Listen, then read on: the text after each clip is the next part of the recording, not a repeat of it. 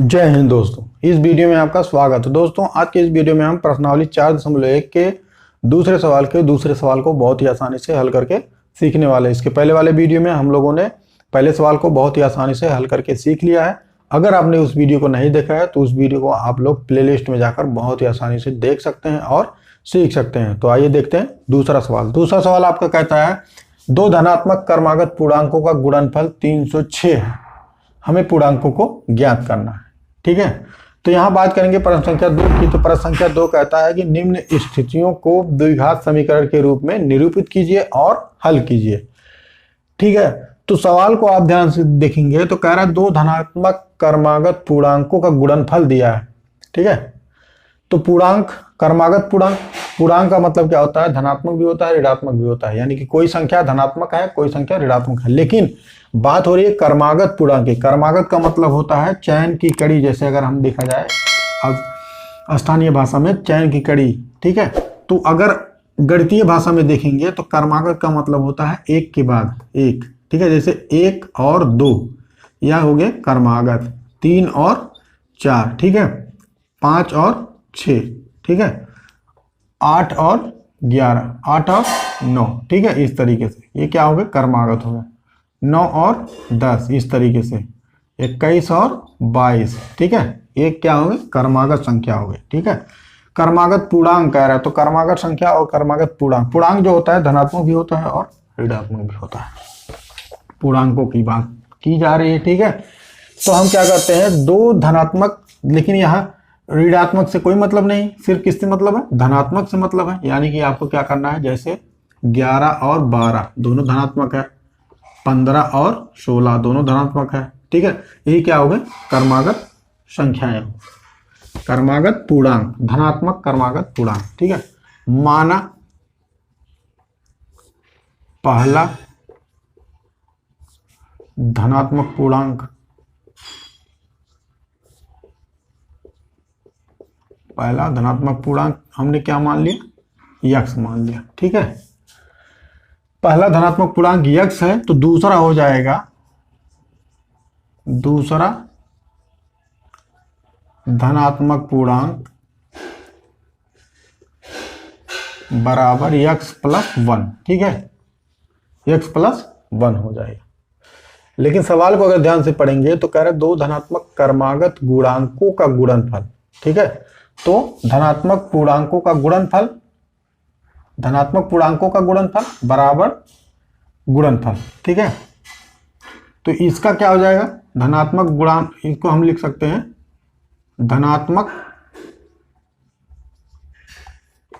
पूर्णांक पहला और दूसरा। ठीक है, पहला और दूसरा धनात्मक पूर्णांकों का गुणनफल बराबर हो जाएगा x ब्रैकेट में x प्लस 1। ठीक है, इसका मतलब क्या होता है गुणा, क्या हो जाएगा गुणा कर लेंगे, x का गुणा x में x स्क्वायर प्लस x का गुणा 1 में x। ठीक है, तो यह आ गया पहला और दूसरा, यानी कि पहले और दूसरे धनात्मक पूर्णांकों का गुणनफल x स्क्वायर प्लस x। ठीक है, और दिया भी है आपका दो क्रमागत पूर्णांकों का गुणनफल दिया है। तो हम क्या करते हैं प्रश्नानुसार दो धनात्मक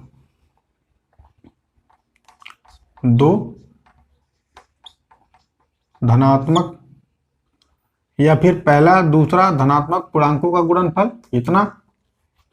ठीक है, सीधा सीधा x स्क्वायर प्लस x बराबर दो धनात्मक क्रमागत पूर्णांकों का गुणनफल बराबर 306।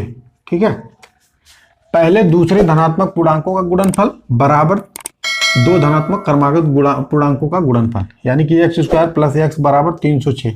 अब देखिए इसको क्या करना है, आपको द्विघात समीकरण के रूप में निरूपित करना है। द्विघात समीकरण के रूप में निरूपित करने के लिए आपको क्या करना पड़ेगा, दाएं पक्ष में जो 306 आपकी अचर राशि है उसको बाएं पक्ष में पक्षांतर करेंगे, क्योंकि बराबर 0 करना है आपको। तो इधर हो जाएगा x स्क्वायर प्लस x और ये इधर आएगा तो माइनस 306 बराबर क्या हो गया 0। ठीक है, इसको अगर आप ध्यान से देखेंगे तो यह आपको मिल रहा है क्या, ax square plus bx plus c बराबर 0 के रूप में मिल रहा है। यानी कि हम कह सकते हैं यह क्या है, यह द्विघात समीकरण है। ठीक है, क्या है, द्विघात समीकरण है, या द्विघात समीकरण है। क्या, x square plus x minus 306 बराबर 0। क्यों, क्योंकि a x square plus b x plus c बराबर 0 के रूप में है। और अगर कोई भी समीकरण अगर a x square plus b x plus c बराबर 0 के रूप में है तो वह क्या होता है, एक द्विघात समीकरण होता है। अब इसको जब हम हल कर लेंगे तो चर एक्स का जो मान आ जाएगा उसको हम क्या कर सकते हैं, निकाल कर यहाँ धनात्मक पूर्णांक पहला और धनात्मक पूर्णांक दूसरा निकाल सकते हैं। तो इसको हम क्या करते हैं, गुणनखंड विधि द्वारा हल करते हैं। लिख लीजिए, द्विघात समीकरण को गुणनखंड विधि द्वारा हल करने पर, द्विघात समीकरण को गुणनखंड विधि द्वारा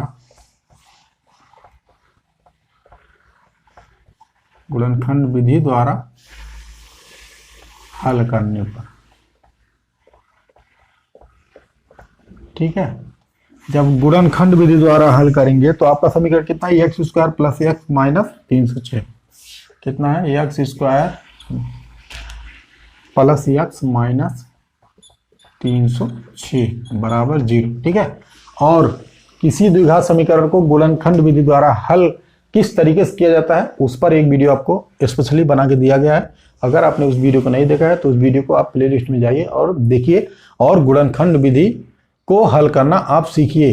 कौन सी गुणनखंड विधि, द्विघात समीकरण की। ठीक है, तो यहां पर देखिए, इसके पहले वाले सवाल में यहां पर 2 था। ठीक है, इसके पहले वाले सवाल में यहां पर x का गुणांक 2 था, एक्स स्क्वायर का गुणांक, लेकिन इसमें एक्स स्क्वायर का गुणांक 2 नहीं, यहाँ पर कोई संख्या नहीं दी गई है, लेकिन यहाँ पर एक संख्या छिपी रहती है। कौन सा, आपको बताया गया है कि अगर एक्स स्क्वायर लिखा है तो इसका मतलब 1 का गुणा हुआ है एक्स स्क्वायर में, यानी कि एक्स स्क्वायर का गुणांक कितना है, 1 है।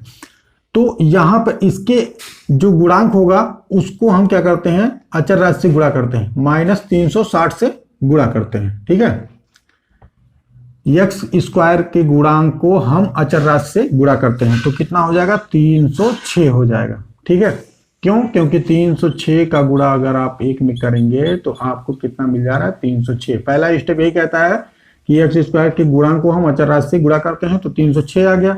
फिर जो गुणनफल आता है, ठीक है, यहाँ देखिए गुणनफल कितना है, 306 ही है। तो 306 को हम ऐसी 2 संख्याओं में विभक्त करते हैं जिनके दोनों संख्याओं का योगफल अथवा घटाव इस मध्य पद के बराबर हो। ठीक है, तो मध्य पद में आपका x का गुणांक कितना है, 1 है, तो आपका 1 के बराबर होना चाहिए। तो हम क्या करते हैं, इसको विभाज्यता के नियम से विभाजित करते हैं। 2 से कटेगा, 2 एकन्ने 2, 2 पंजे 10। ठीक है, 2 एकन्ने 2 और 2 पंजे 10 और 2 तिहाई 6। ठीक है, अब कितने से कटेगा, 3 से, 3 पचे 15, 3 एकन्ने 3, फिर 3 से कटेगा, 3 एकन्ने 3 और बचा 2, 3 7 21। ठीक है, अब 17 किसी से कटता नहीं तो 17 एकन्ने 17। ठीक है, अब यहाँ पर अगर हम दिमाग लगाएं तो आपको क्या मिलेगा, 2 तिहाई 6 त्रिक 18 है ना। 18 में अगर हम गुणा कर देंगे 17 से तो कितना मिल जाएगा, 306 मिल जाएगा यही। ठीक है, 18 में गुणा करेंगे 17 से तो 306 मिल गया, यानी कि आपको गुणनफल वाला संख्या मिल गया, दोनों संख्याएं मिल गई। लेकिन एक और स्टेप कहता है कि इसका दोनों संख्याओं का योगफल अथवा घटाव किसके बराबर होना चाहिए, मध्य पद के बराबर होना चाहिए। तो हम क्या करेंगे, 18 में से अगर हम 17 घटाएंगे तो आपको एक मिलेगा जो कि x का गुणांक 1 है। ठीक है, तो हम क्या करते हैं, 18x माइनस 17x करेंगे तो बराबर होगा किसके, x के। यानी कि आपके 2 संख्याएं जो हैं, एक 18 है, दूसरा माइनस 17 है। ठीक है, यानी कि 18 है और 17 है, कितना है, 18 और 17। तो x की जगह पर आप क्या लिख सकते हैं, 18x माइनस 17x बराबर x। ठीक है, तो पहला पद तो आपको पता है ऐसे रहेगा, एक्स स्क्वायर प्लस, अब यहां पर हम लिख सकते हैं, देखिए x का अचर राशि का जो गुणनफल हुआ है 18 और 17 का गुणनफल जो होगा वो अचर राशि के बराबर होगा, यानी कि 18 और 17 है, और 18x माइनस 17x बराबर x के इसके बराबर होगा। ठीक है, तो 18x माइनस 17x, जब ये घटाएंगे तभी तो x के बराबर होगा। ठीक है, माइनस 306 वही लिखा जाएगा आपका बराबर 0। ठीक है, आपको क्या करना है, डरना और घबराना नहीं, स्टेप बाय स्टेप चलना है। अगर स्टेप बाय स्टेप आप चल रहे हो तो आपका सवाल 110% सही होगा। अब आपको क्या करना है, दो दो पद को देखना है, एक इसको और एक दो अलग हो जाएगा ये और दो इधर। ठीक है, इधर देखेंगे तो एक्स स्क्वायर प्लस 18x, इसमें हम क्या करते हैं, कॉमन लेते हैं, और 17x माइनस 306 में भी कॉमन लेंगे। तो यहाँ पर आपको क्या मिल रहा है, एक्स स्क्वायर मिल रहा है, यानी कि एक्स का गुणा एक्स में हुआ है, एक्स का गुणा एक्स में करेंगे तो एक्स स्क्वायर मिलेगा, और 18x बराबर कितना, 18 गुणे एक्स। ठीक है, अब एक्स देखिए एक्स इसमें भी है तो एक्स हम कॉमन लेंगे तो एक्स कैंसिल, तो क्या बचेगा, एक्स बचेगा, एक्स कॉमन ले लिए तो एक्स बचा, प्लस यहाँ पर कॉमन का मतलब भाग होता है, एक्स कॉमन ले लिए, एक्स एक्स कैंसिल, 18 बचा प्लस 18। ठीक है, कितना बचा, x प्लस 18 बचा आपका। जब x को आपने कॉमन ले लिया है तो x प्लस कितना बचा, 18। अब यहाँ माइनस 17 कॉमन ले लेंगे। ठीक है, माइनस 17 कॉमन ले लेंगे तो क्या बचेगा, x minus minus minus plus. ठीक है, अब 17 से इसमें भाग करेंगे तो कितना आएगा, 18 आएगा। बस आपको कुछ नहीं करना है, यहाँ दोनों पद में आपको कॉमन लेना है, दोनों पद में भी कॉमन लेना है। ठीक है, दोनों पद में जब हमने कॉमन लिया x को तो ये बचा x प्लस 18, और इधर हमने 17x माइनस 306 में हमने माइनस 17 कॉमन ले लिया, x प्लस 18 बचा। ठीक है, तो यहाँ अगर ध्यान से देखेंगे तो x और माइनस 17 ये दो पद एक ब्रैकेट में हो जाएंगे, और x प्लस 18 और x प्लस 18 एक ब्रैकेट में हो जाएंगे। ठीक है, तो एक ब्रैकेट में हो जाएगा x माइनस 17 और एक ब्रैकेट में हो जाएगा x प्लस 18। ठीक है, एक ब्रैकेट में x और माइनस 17 या दोनों पद हो जाएंगे, और एक ब्रैकेट में x प्लस 18 है, x प्लस 18 है, दो बार है तो इसको हम एक ही बार लेते हैं, बराबर 0। ठीक है, अब हम क्या करते हैं, ब्रैकेट को खोल देते हैं, x माइनस 17 बराबर 0, इधर इसको भी खोल देते हैं, x प्लस 18 बराबर 0, हल कर लेते हैं, खोलने का मतलब हल कर लेते हैं। अब माइनस 17 को पक्षांतर कर देंगे तो इधर चला जाएगा तो प्लस 17 हो जाएगा, और x इधर जाएगा तो माइनस कितना हो जाएगा, 18 हो जाएगा। ठीक है, x बचा, इधर दिया माइनस 18। तो जो माइनस में होता है, यानी कि जो ऋणात्मक में होता है चर का मान, उसको हम नहीं लेते, उसको हम क्या कर देते हैं, कैंसिल कर देते हैं। ठीक है, यानी कि आपका x का मान कितना आ गया, 17 आ गया। जो धनात्मक होता है वही आपका माना जाता है, और x बराबर आपने माना है क्या, माना है आपने पहला धनात्मक पूर्णांक कितना आ गया, 17 आ गया। ठीक है, तो ये आपका क्या हो गया, आंसर हो गया 17, और x बराबर 17 है तो 17 में जब हम यहाँ x प्लस 1 है, जब इसको हम जोड़ देंगे 17 प्लस 1 बराबर कितना, 18। यही क्या हो गया, आपका आंसर हो गया। ठीक है, यानी कि पहला धनात्मक पूर्णांक 17 है और दूसरा धनात्मक पूर्णांक कितना है, 18 है। ठीक है, यही क्या हो गया, आंसर हो गया। तो आपको क्या करना है, स्टेप बाय स्टेप चलते रहना है, जिससे आपका सवाल 110% सही हो। तो इस सवाल में कितना आंसर आ गया, पहला धनात्मक पूर्णांक 17 आ गया, दूसरा धनात्मक पूर्णांक 18 आ गया। अब 17 और 18 दोनों संख्याएं जो हैं क्रमागत हैं। ठीक है, इसलिए हम कह सकते हैं कि आपका आंसर क्या है, बिल्कुल सही है। तो उम्मीद करते हैं यह सवाल लगाना आप बहुत आसानी से सीख गए होंगे, अगर आपने वीडियो को शुरू से अंत तक देखा होगा तो, और आपको वीडियो भी काफ़ी ज़्यादा पसंद आई होगी। अगर वीडियो पसंद आई है तो वीडियो को लाइक कीजिए, शेयर कीजिए, कमेंट कीजिए।